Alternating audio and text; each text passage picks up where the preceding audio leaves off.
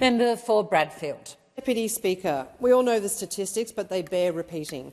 Australians per capita lose more money to gambling than any other country on earth, $31.5 billion a year, and as many as 20% of suicides in Australia are caused by gambling. A 2023 study found that nearly three-quarters of Australian adults had gambled in the last 12 months, and of those, almost half were classified as being at some risk of gambling harm. Australia, we have a gambling problem. But the good news is that we know a simple, practical steps to tackle them, and that is banning gambling advertising. And why do I say that it's simple and practical? It's straightforward to implement. We've done it before with tobacco advertising. It works. It's been effective in Spain, and the bans have now also been put in place in Belgium, Italy, the Netherlands and Germany. It's politically easy and would sail through Parliament because the Australian public overwhelmingly, at a rate of 76%, support a total ban on gambling advertising. And yet, here we are, well over 2 years after Peter Murphy achieved the near impossible, a multi-partisan consensus on a total ban on gambling advertising, and nearly 6 months since the Albanese government's landslide 94-seat victory in this federal election, it has still not occurred. And it's confounding. The usual approach which is to tell the most harrowing, damaging, tragic tales of gambling harm, is not working. Those stories have been told. The government has been begged the grief-stricken families repeatedly, but nothing changes. So today I thought I'd reorient the discourse.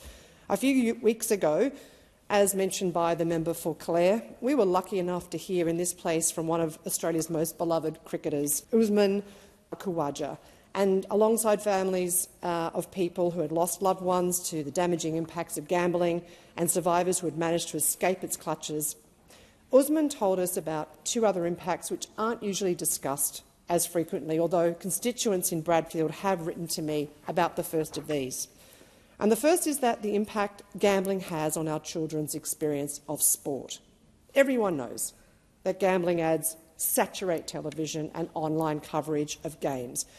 And kids these days are as likely to know the odds of their favourite players scoring the first try in a rugby league match as they are to know how many tries he scored in that season or how many premierships her team has won. Sport and gambling have become inextricably linked. And is this how we want children and families to experience sport in this country? Sport has been a core part of Australian identity for all our lifetimes, and it's such a positive part of our identity, teaching, as it does, lessons of hard work, perseverance, teamwork, health, fitness, achievement and much more. Do we now want something so positive and so wholesome to be correlated with something as negative and destructive as gambling?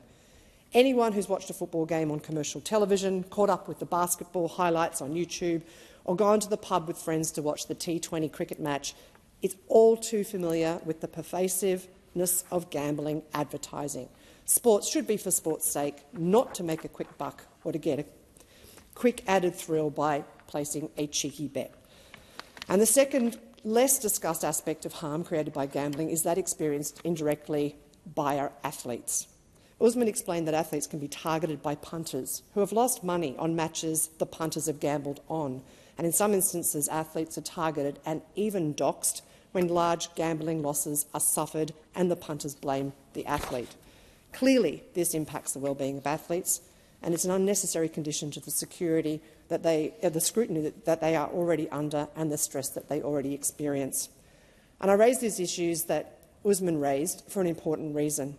The horrific stories that we're used to hearing about the impacts of gambling, family breakdowns, ruined careers, suicide, bankruptcy, are apparently not cutting through. How many victims do we have to drag through this place, having them retell their harrowing stories, re-traumatising them before something is done? We have a landmark Murphy report. We have the public crying out for action, but nothing. No action from this government. The stories of heartbreak and loss apparently do not move the members that comprise this government.